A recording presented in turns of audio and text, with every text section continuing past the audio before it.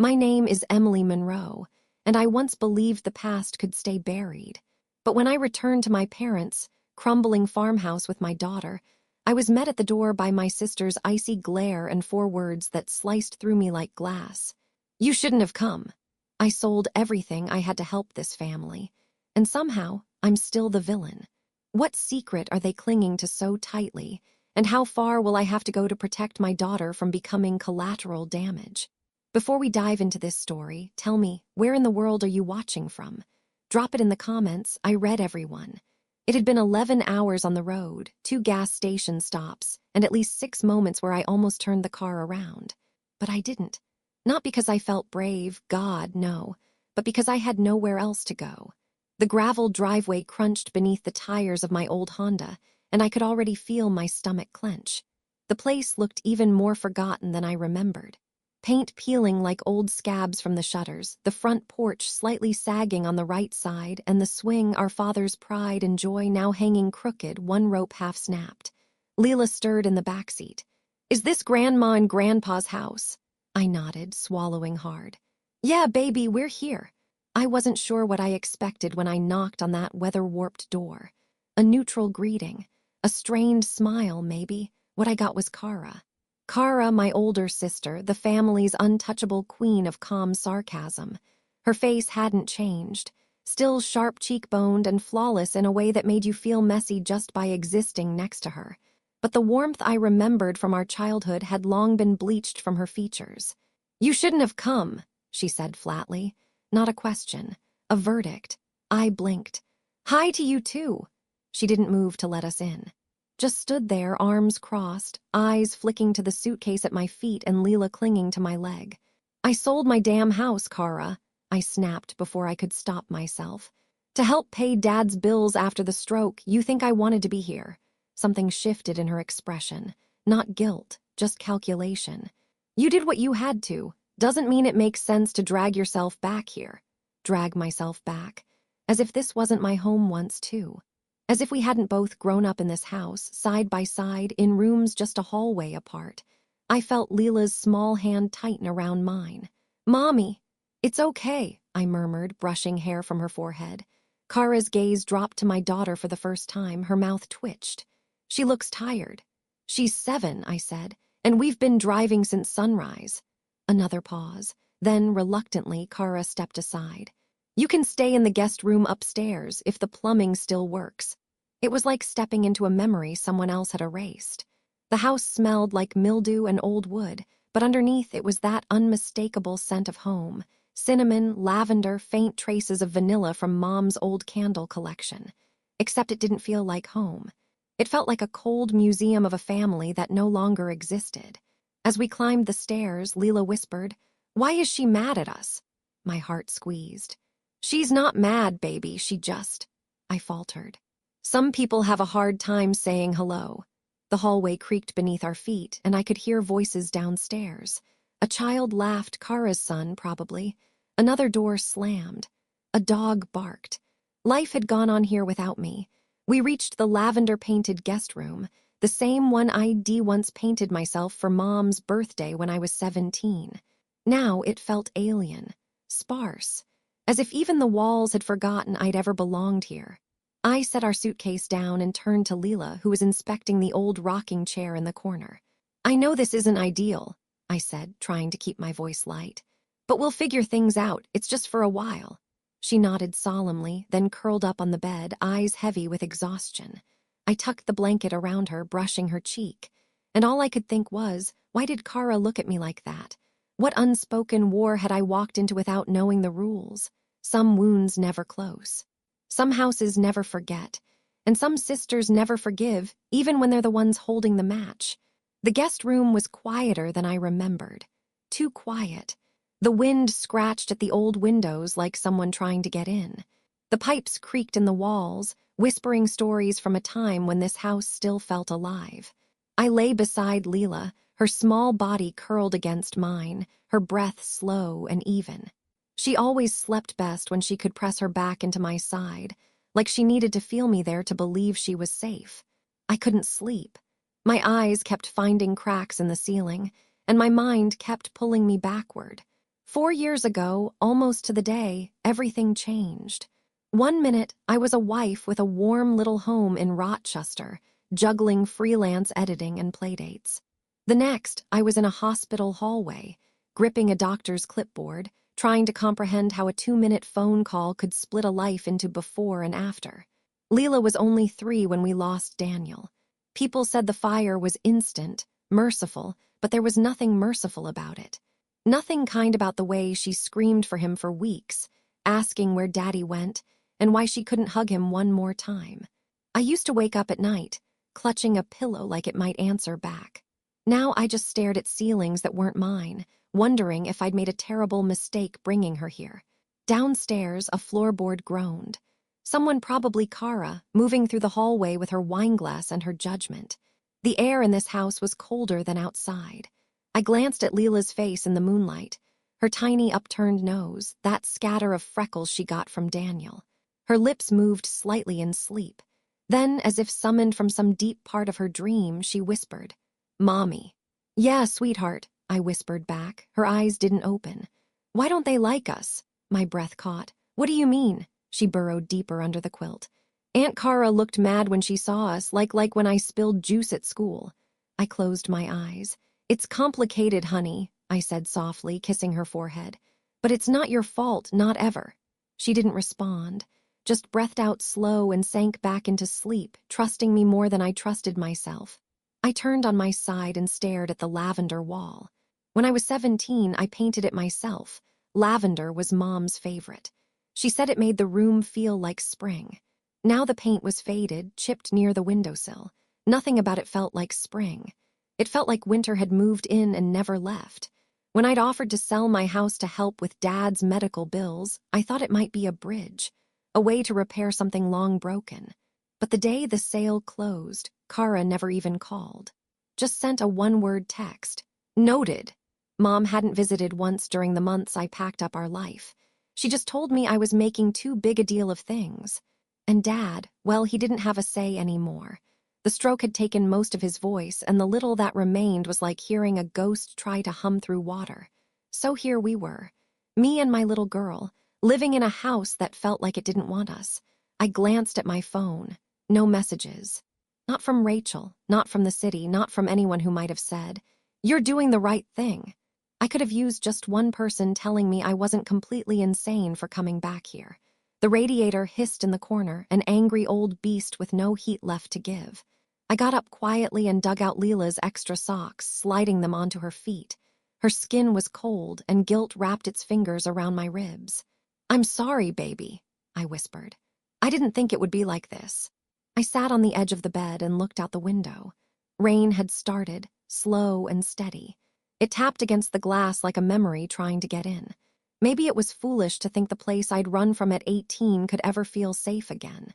Maybe Kara had been right to say I shouldn't have come. But she didn't know what it cost me to get here. She didn't know what it felt like to choose survival over pride. I wasn't here to make peace. I was here because Leela needed a roof and a soft place to land. And even if Kara hated me, and even if Mom pretended I didn't exist, I wasn't leaving. Not until I had a plan, a next step, a door that led somewhere other than backward. Because one thing I knew for sure, I would not let my daughter inherit this house's silence. Not its cruelty, not its secrets, not its ghosts. The next morning began with the clatter of cereal bowls and the muffled chaos of children thudding downstairs. Leela and I crept down quietly, hoping to slip past the storm, but there was no real escaping this house, not its walls, not its watchful silence. Kara was in the kitchen in her usual morning uniform. Black leggings, oversized sweater, perfectly sleek ponytail. Her kids, Eli, age 9, and Sophie, 7, were mid-squabble over the last blueberry waffle. Leela hung back, fingers twisted in her sleeve. "Go ahead, sweetheart," I whispered. "They're your cousins." She nodded, summoning that brave little smile she always wore like armor, and tiptoed toward them. "Hi," she said softly, "I'm Leela." Eli glanced up and immediately turned back to Sophie. "I called the iPad first." "No, you did. You liar." Leela stood still for a moment, holding out one of her dolls. "Do you want to play?" They didn't even look at her. "I said I get the iPad, you always get it.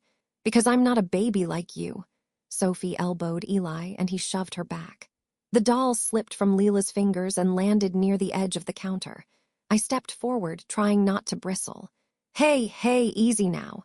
Kara looked up from her coffee as if noticing us for the first time. They're just being kids, Emily. Let them work it out. Leela bent to pick up her doll. Her hand lingered on the floor longer than it needed to, like she was buying time. When she finally straightened, she didn't look at anyone. Come on, I said gently, reaching for her hand. Let's go outside for a bit. We stepped into the morning air, damp and heavy from the overnight rain. The grass was slick beneath our shoes. The sky hung low and gray, a lid pressing down on everything. The garden had once been beautiful, Dad's pride and joy. He'd spent entire weekends here, coaxing roses from stubborn soil, teaching us how to deadhead petunias and plant bulbs deep enough to sleep through winter. Now it was wild. Weeds grew tall between the bricks of the old pathway. The bird bath was dry and cracked. The lavender bushes were brittle ghosts of themselves, and the swing at the far end of the yard creaked in the breeze, untouched, unloved. Leela walked a few steps ahead, dragging a stick behind her like a wand. She didn't ask questions. She didn't complain, but I knew her silences too well by now. Do you want to sit down? I asked. She shook her head. I just want to go home. My throat tightened. We will, as soon as we figure out what's next. She nodded again, but didn't look back. I sat on the low stone bench by the broken sundial and watched her pace the yard. The air smelled like wet leaves and decay. I tried to remember the last time we'd both felt wanted somewhere. Safe. Not tolerated like an inconvenience. When had survival become our only goal? It wasn't supposed to be like this. Kara and I were meant to grow up and raise our kids side by side. We used to make lists of what we'd name them, draw imaginary floor plans for houses we'd live in next door to each other. She was the one who carried me through middle school after I got braces and couldn't eat for a week. The one who knew every secret I ever whispered into a pillow. And now she looked at me like I was a stain on the couch. A window slammed upstairs. Leela flinched. I'm sorry, I said again, though she hadn't asked for one. This won't last forever, I promise. She didn't say anything, just reached for my hand and held it tighter than I expected. We stayed out there until the clouds broke and the wind picked up. It was the first time all day I could breathe. Inside, Kara's laughter echoed faintly from the living room, low and private, like a sound from another world. I didn't hate her. Not yet, but I could feel something in me starting to shift. This wasn't a sisterhood. This was survival. And I was already counting down the days until I could take my daughter and disappear. The next morning, I buckled Leela into the car seat and started driving with no clear destination. My hands were tight on the steering wheel. I hadn't said a word to Kara after breakfast. She didn't seem to notice or care. Leela had picked at her cereal in silence, eyes dim, and when I finally said, "Let's get out of here," she didn't ask where we were going. She just nodded. The town was still exactly as I remembered. One blinking traffic light at Main and Vine, the same post office with the crooked flagpole, the diner with the chipped, open 7 days sign. Time hadn't moved here, it just grew quieter. My phone buzzed as we passed the public library. A voicemail from Rachel. I let it go to archive without listening. What would I even say? Hey, remember when I dropped everything and sold my house for my dying father, and my sister treats me like I'm squatting in her guest room? The silence in the car was getting heavy, so I turned on the radio. Static. I flipped stations until a calm voice floated through, a local PSA. If your child is showing signs of withdrawal, anxiety, or behavioral changes, you're not alone. Call Dr. Jane Colby, licensed child psychologist. I glanced at Leela in the rearview mirror. She was tracing circles on the fogged-up window, not drawing anything, just looping her finger in endless spirals. I pulled over. 10 minutes later, we were parked outside a converted Victorian house with a hand-painted sign on the porch. Dr. Jane Colby, Family Counseling. Inside smelled like sage and lemon tea. Warm. Lived in. Dr. Colby herself was soft-voiced, middle-aged, with silver-streaked curls and kind eyes that didn't dart around like they were looking for an excuse to clock out early. She sat across from me while Leela played quietly in the corner with a basket of stuffed animals. She's not disruptive, I told her. She doesn't act out, but she's small. smaller than she should be, inside. Dr. Colby nodded. And you're her only parent? Yes, her father passed away when she was 3, a fire. I paused. She doesn't talk about it, but I know she remembers more than she lets on. She's at an age where emotional safety becomes as important as physical safety, the doctor said. From what I'm observing, she's showing early signs of isolation anxiety, possibly displacement stress. Because we're here, I said, my throat suddenly dry. Possibly, she said gently. The environment matters, especially when it's inconsistent. Children pick up more than we think. Leela had made a small family of teddy bears, lining them up like students in a pretend classroom. Do you think she's okay? I think, Dr. Colby said, that she's trying to be, for you. That's a big burden for a 7-year-old. My eyes stung. I hadn't cried in weeks, and now tears sat heavy behind my eyelids, threatening to spill. She tells me she's fine, I whispered. She doesn't want to upset me. That's because she sees everything, and she knows you're carrying too much. The session wasn't long. Dr. Colby offered to see us weekly on a sliding scale. I agreed without thinking, just grateful someone else saw my daughter clearly. On the drive home, Leela looked out the window quietly. I glanced at her. Did you like Dr. Jane? She nodded once. She had a sloth pillow. It made the couch not scary. I smiled. Yeah, that was a good pillow. Leela leaned her head against the window and sighed. Can we go back there sometime? Of course we can, I said, and I meant it, every word. Then she asked the question that made my heart ache. Is that lady going to help you too? I swallowed hard. Maybe she already is. We pulled back into the driveway as the sun dipped low behind the trees, throwing long shadows across the uncut lawn. Kara's car was gone. Probably school pickup or a Pilates class or whatever it was she did while the world spun without her consent. Leela was quiet as we unpacked our things, but her shoulders were looser, her steps a little lighter. That night after dinner, while the house buzzed around us, I tucked her into bed and whispered, "We're going to fix this, even if it's just you and me." She nodded and smiled. Okay. It was the first time I'd said it aloud. Not the apology, not the escape plan, not the dread, but the truth. I could do this. I had to, because nobody was going to save us. So I would. That night, after Leela finally drifted off to sleep, I padded downstairs to the kitchen. The farmhouse was silent except for the occasional tick of the old clock above the sink. I used to love that sound as a child, thought it was the heartbeat of the house. Now it just reminded me how loud loneliness could be when the world was asleep. I stared at my phone for a long time before tapping Rachel's name. She picked up on the 4th ring. "Em." Her voice still had that easy brightness. For a second, I wanted to pretend everything was fine, make a joke, ask about her kids, anything to avoid saying what I had to say. "Hi, Ratch. I was wondering if Leela and I could maybe stay with you for a little while." There was a pause, not hesitation exactly. Just the kind of silence that comes when someone is calculating how to say no without sounding heartless. "God, Em," she sighed. "I wish I could, I really do. But my mom moved in last month after her surgery and the twins are still in that sleep regression phase. There's just no space right now." I nodded, even though she couldn't see me. "No, I get it," I said quickly. "Totally, I just thought, I don't know, maybe a few nights, somewhere quiet." "You're still at your parents' place?" "Technically, yes. Emotionally, not even close." She chuckled softly, but it didn't feel like shared humor. It felt like sympathy from a distance. "Have you talked to Kara? Maybe she—" "Rachel," I said, sharper than I meant to. "She told me I shouldn't have come on the porch in front of Leela." Another silence. "She still resents you for leaving," she said finally. "You know that." "I didn't leave to hurt anyone. I left to survive." "I know, but she always thought you got out too easy. Like you escaped the hard parts and now you think you're better than everyone who stayed." I stared at the knot in the wooden table, my throat tight. "I sold my house to help Dad," I whispered. "I didn't escape. I traded stability for obligation, and it still wasn't enough." Rachel's voice softened.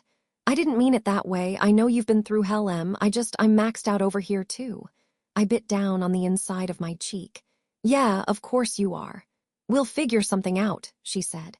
"Maybe in a few weeks when things settle." "Sure," I said, though we both knew weeks might as well be years. We hung up with the usual pleasantries. "Hang in there. Let's talk soon. Give Leela a hug from me." But I didn't feel hugged. I felt hollow. I stared at the empty chair across from me and thought about all the ways people say no with soft voices and tight smiles. No one wanted to be the bad guy, but no one wanted to open their door either. The overhead light flickered once, then again. I shut it off and sat in the dark, listening to the wind nudge against the windows. Leela needed out, I needed out, but there was no place to go. Not yet. Not while every possible door was closed or bolted or brimming with someone else's chaos. I remembered the night after Daniel died, how Rachel had shown up at my apartment with tea and lasagna and a stupid Netflix password. How she'd let me cry on her shoulder for 3 hours straight. How she'd whispered, "I've got you." And maybe she had then. But that was 4 years, 2 kids, and 1 live-in mother ago. I wasn't mad at her, just quietly devastated. There's a special kind of ache that comes from realizing your last emergency contact isn't available anymore. I sat there a while longer, letting the silence fold in around me. Eventually, I went upstairs. I opened the door to our room and found Leela sitting up in bed, eyes wide and glossy. "I heard you on the phone," she whispered. I froze. "Oh, honey, I didn't mean to wake you." She looked down at her lap. "It's okay, I was pretending to be asleep." I sat beside her, brushing hair off her forehead. "Did you hear a lot?" She nodded. "Your friend said no." I hesitated. She couldn't help right now." "It's okay," she said again. "We don't need them." Her voice was small but certain. I don't know if it broke me or rebuilt me. Maybe both. I pulled her into my arms and held her longer than usual. And when she finally closed her eyes again, I whispered to the dark, "We'll find a way." Even if it meant building it brick by brick, alone in the dark. Even if I had to carry her on my back the whole way there. The next time it happened, I wasn't even in the room. It was late afternoon, the house warm with the scent of Kara's expensive citrus diffuser and the dull thud of footsteps overhead. I had gone downstairs to toss in a load of laundry, and when I came back up, the hallway was quiet, too quiet. "Leela!" I called. No answer. My heart kicked up. I checked the bedroom, empty. The playroom door was ajar, no sign of her there either. Then I heard it, a muffled giggle followed by the unmistakable sound of running water and a sharp, high-pitched yelp. The bathroom. I threw the door open so fast it slammed into the wall. Leela sat on the edge of the tub, her face streaked with tears. Her pajama top was soaked. Her hair, her long, dark, delicate hair, was dripping wet and tinted bright pink. Splotchy, sticky streaks of color matted down around her cheeks. In the corner, Kara's daughter Sophie stood with an empty spray bottle in her hand, Eli beside her, snickering. "What is going on?" I asked, my voice lower than I meant it to be. "They were just playing," Sophie offered, eyes wide but not even remotely sorry. "We dyed her hair, like in the video." "With what?" I asked sharply. Sophie held up the bottle, fabric dye. My breath left me in a cold, sharp exhale. "Out now!" They didn't move. "Out," I said again, this time like a command. "Go downstairs now." They scampered off, giggling as they left. I barely heard the retreating footsteps. I was too focused on Leela's face. She looked wrecked. Her knees were pulled to her chest, eyes locked on the bath faucet like if she stared hard enough, she'd disappear. "I didn't say yes," she whispered. "They just shut the door and said it was a makeover." I knelt down beside her. "Did they hurt you?" She shook her head, then nodded, then shook it again. Emotionally, absolutely. Physically, maybe not, but that wasn't the point. I turned on the tap and began rinsing her hair gently, watching the pink water spiral down the drain like something poisonous leaving her body. Her skin was stained, her scalp red in patches. I tried not to shake. "Does it burn?" She nodded. "Okay, I'm going to fix this." "I promise." Her voice was barely a breath. "Do we have to stay?" The question wasn't casual, it was desperate, and I had no answer. I wrapped a towel around her shoulders and led her back to our room, then went back to the bathroom and gathered the dye-stained towel, the spray bottle, the pink-tinged soap. Downstairs, Kara was on the couch with a magazine and a glass of wine. She looked up as I entered. "What's wrong?" I stared at her, stunned. "Your kids locked my daughter in the bathroom and dyed her hair with fabric spray." Her eyebrows lifted. "They what?" I waited for the apology, the concern, anything. Instead, she took a sip of wine and shrugged. "Don't overreact. They're experimenting. It washes out." "No," I said. "It doesn't. Not from skin, not from trust." She blinked. "It's not that serious, Emily." My voice dropped. She was crying. They're just kids. And she's just a little girl trying to survive a house full of people who treat her like she doesn't belong. Kara rolled her eyes. Oh, come on, no one's treating her like that. She hasn't been spoken to with kindness since the moment we walked through the door. Kara set her glass down. You're making drama out of everything. Maybe if you taught her to speak up. Don't, I cut in. Don't you dare. Her mouth twisted like she was about to snap something clever, but I didn't give her the chance. I turned and walked out before I said something I couldn't take back. Back upstairs, I found Leela sitting cross-legged on the bed, the towel still wrapped around her like a shell. I climbed in beside her and held her. For the next hour, we sat like that, saying nothing, just existing, just trying to feel like people again. I thought of the garden, the weeds, the dried bird bath, the broken swing. All the things that once meant care. All the things left to rot. Maybe Kara's kids didn't know what kindness looked like because no one had shown it to them. But that wasn't my daughter's burden to carry. And it wasn't mine either. Something inside me was shifting. Not breaking. Not yet. But hardening. The hallway had become a battlefield without words. Days slipped by in a rhythm of avoidance. Kara and I passed each other like strangers renting the same corridor.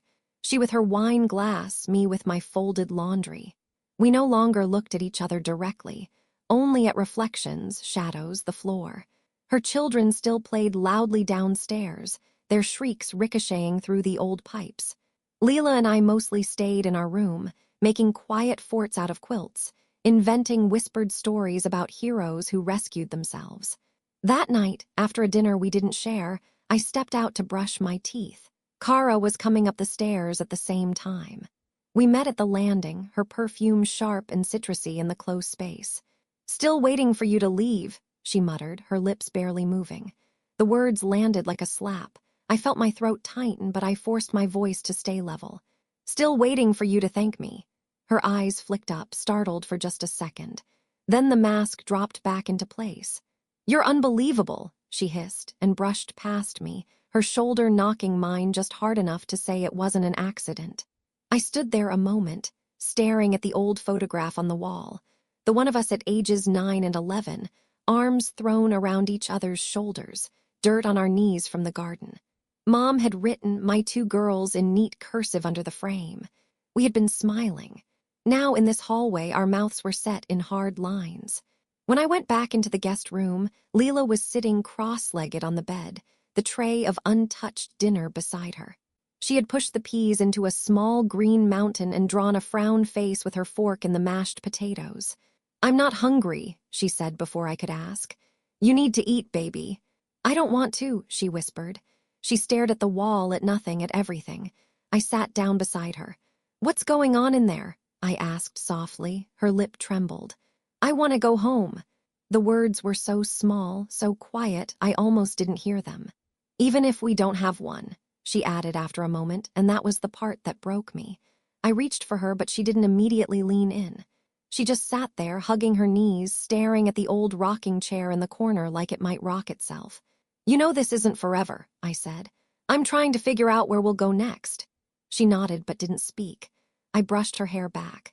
The pink had mostly faded, but there were still faint streaks, like bruises in the strands. "I don't like it here," she said finally.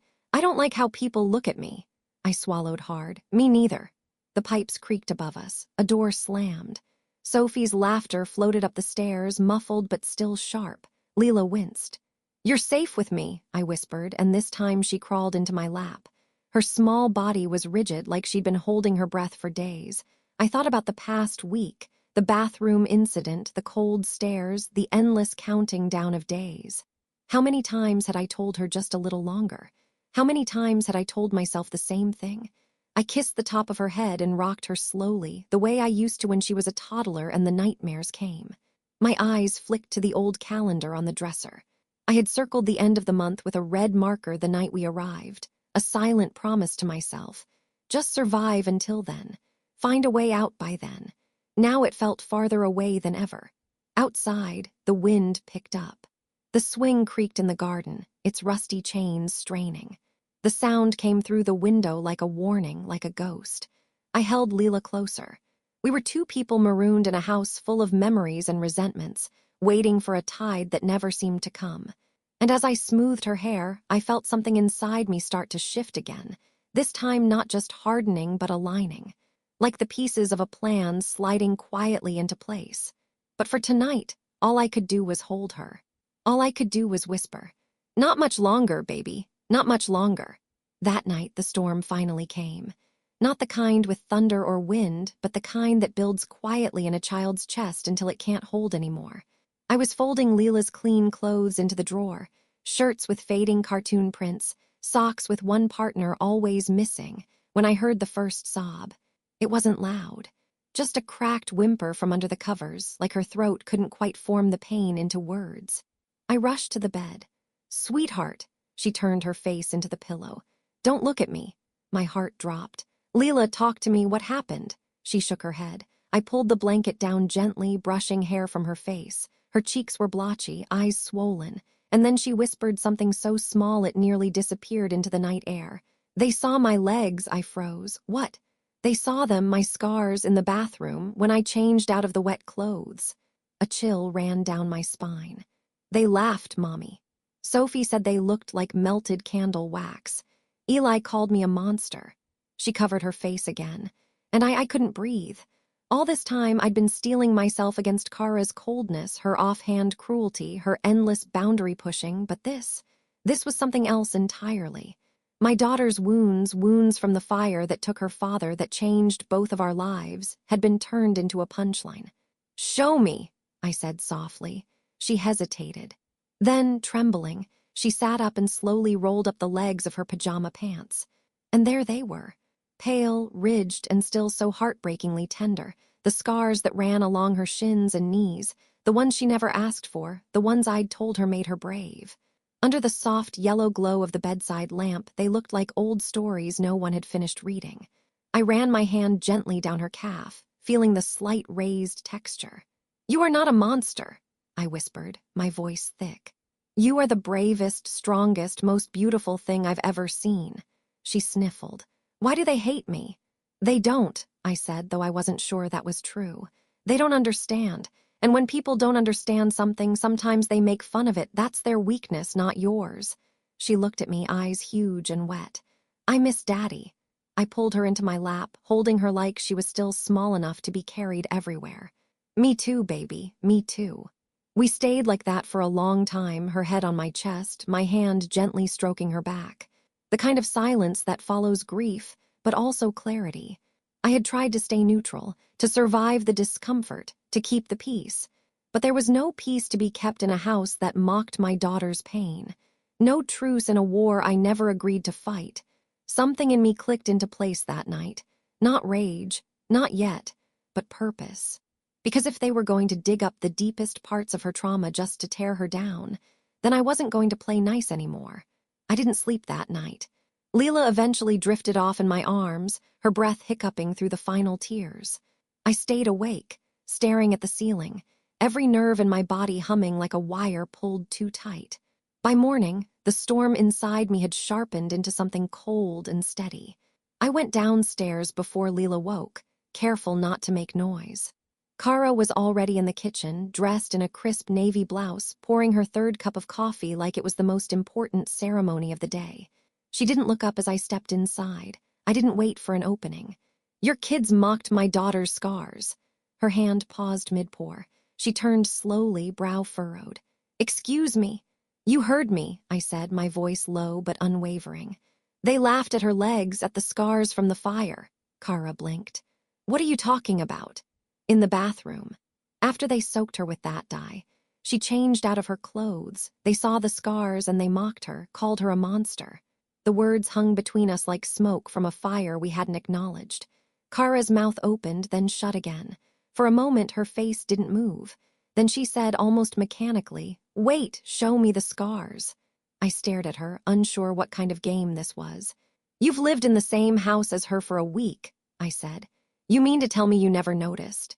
I didn't realize she was burned," she stammered, her usual poise cracking. My voice dropped. "Of course you didn't. You've never looked at her long enough to see anything but an inconvenience." Kara's face drained of color. "Emily, just show me," she said again, quieter this time, almost pleading. I didn't trust her. but I turned and left the room without another word. Upstairs, Leela was still in bed, the covers tucked tightly around her like a shield. "Sweetheart," I said gently, "I need to show Aunt Cara your legs, just for a moment. You don't have to say anything, okay?" She nodded, lips pressed into a nervous line. I rolled her pajama pants up just enough to reveal the scars, faded pink ridges that ran across the delicate canvas of her skin. Cara knelt beside us slowly, as if gravity was working harder on her than usual. And when she saw them, really saw them, her face changed. She didn't gasp, didn't cry, but something behind her eyes shifted, like a door cracking open that had been bolted shut for years. "I didn't know," she whispered. Leela said nothing, just clung to my arm. Cara turned to me, her voice barely audible. Those look familiar." My heart stuttered. "What?" She sat back on her heels, shaking her head slowly like she was trying to line up puzzle pieces that had been gathering dust in the dark. "I was on duty that day," she said. "The fire 4 years ago." I blinked. "What do you mean?" "I was the responding EMT. Small house fire in Rochester. The father didn't make it out, but there was a girl, a little girl. I carried her out myself. She was half conscious, curled in a ball under a table." My breath caught. "You! I didn't know," she said again, almost to herself. "I never saw the name, never connected it, but I remember those scars. I remember her." The room was so still it felt like time had stopped moving. Leela looked between us, her eyes wide with something that resembled understanding, but not yet belief. And me, I was frozen, staring at the woman I thought I knew, realizing she had been part of the worst day of my life and maybe the reason my daughter was still alive.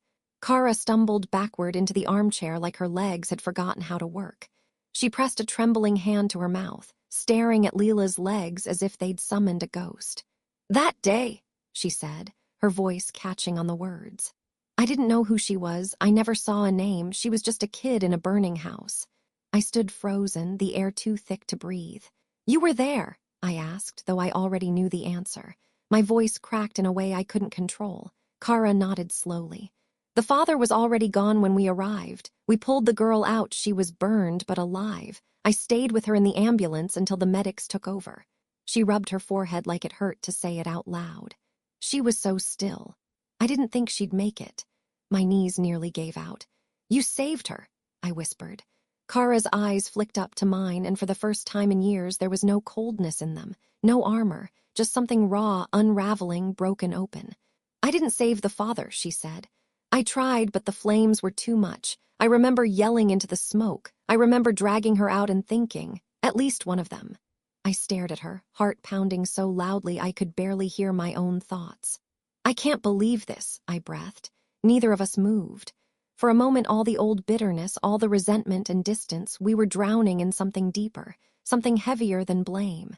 Leela sat silent between us, watching like a child at the center of a storm she didn't start but had always felt. "I never put it together," Cara said again. "If I'd known she was your daughter. But we weren't talking then," I said, my voice low. "You stopped answering my messages after the funeral." We both went silent. Her eyes filled with tears, the unshed kind, the kind too ashamed to fall. "I thought you didn't want me at the funeral. I thought I failed." I sank into the edge of the bed.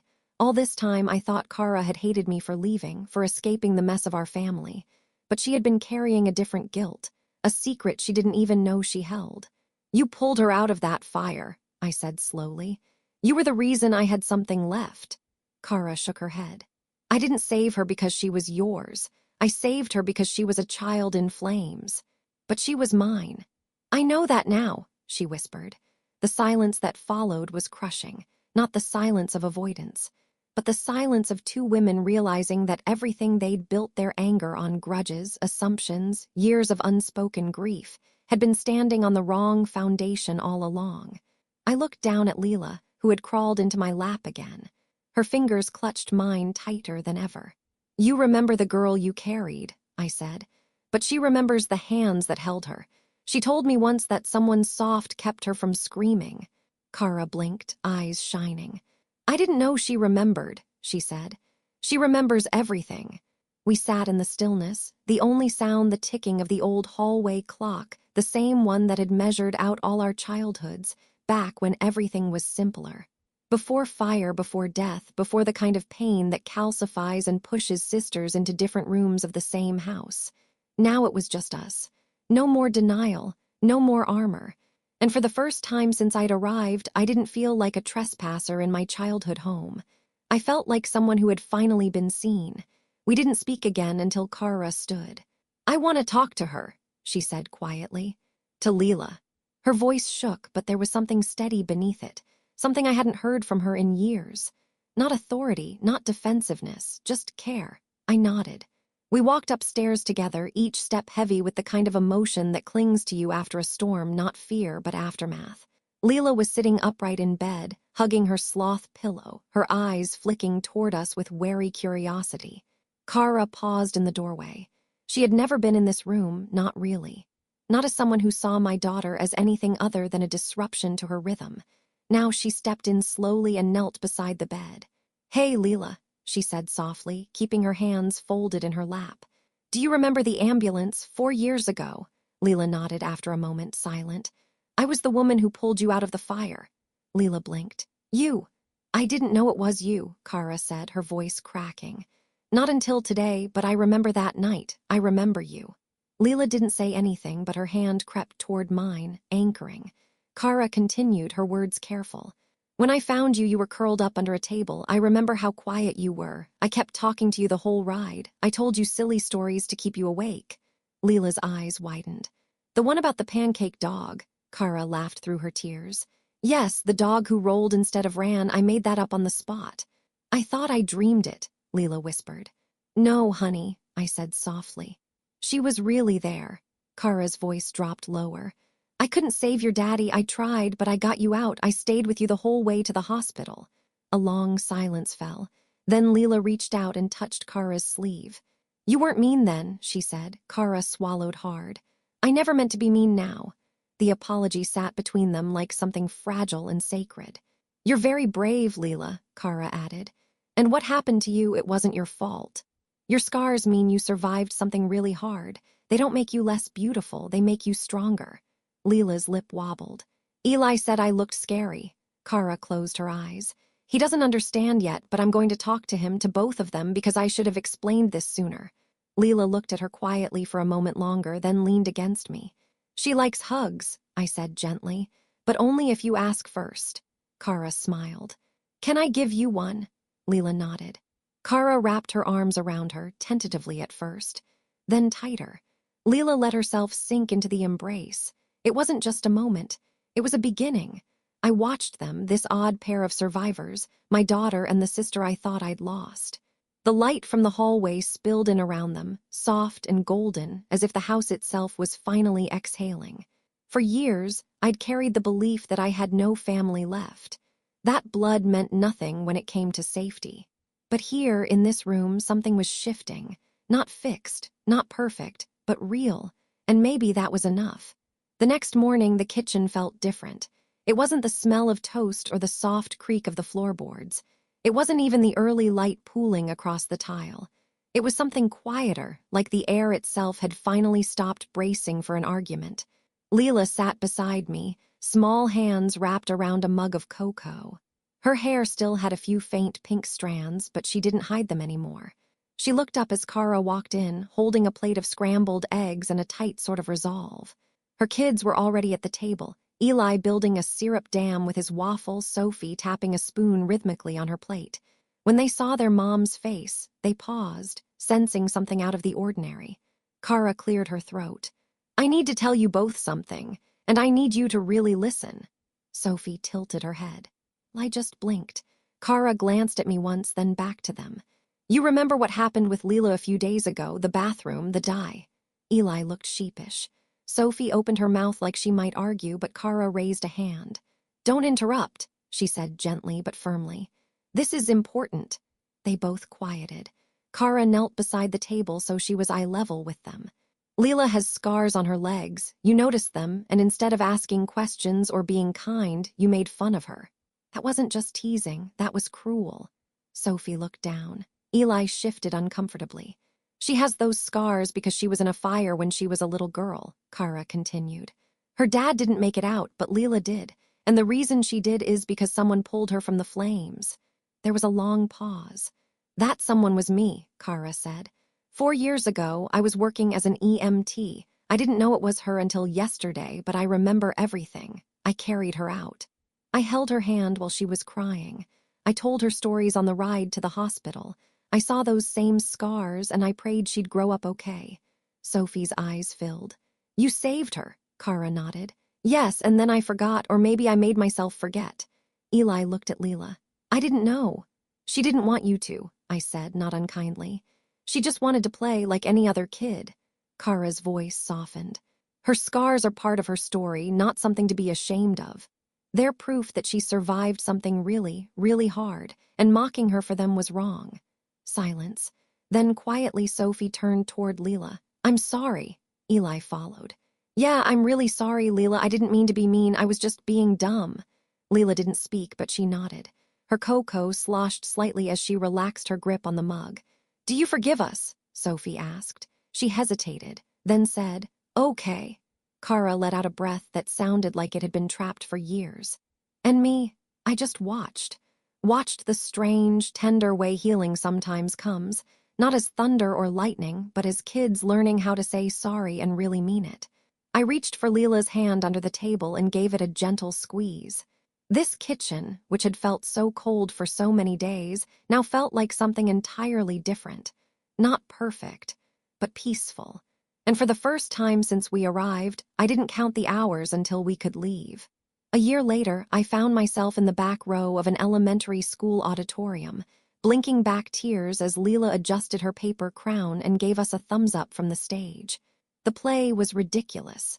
A skit about superheroes who couldn't fly, featuring a talking recycling bin and a villain allergic to glitter.